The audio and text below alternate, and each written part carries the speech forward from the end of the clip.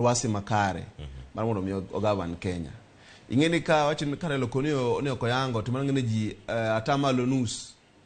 50% majo Kenya okoyango.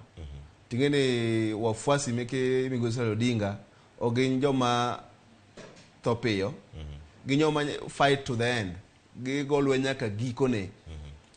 kenda do koni mbele ka dhi matek tingene mane nyiso ni economy chako dok piny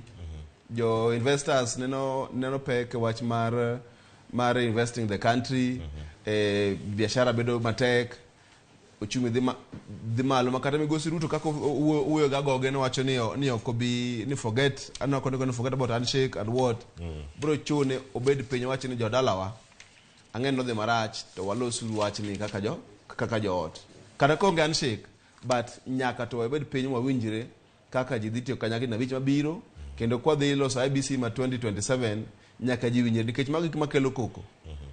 kodhi yiero to in ker ti in participant yiero mabiro no ere kaka do mondo itugi yiero no ibed gi duole kaka idhi yiero joma dhi ta yiero mabiro magi makelo koko kasa ne momiyo Migosi Raila wacho niya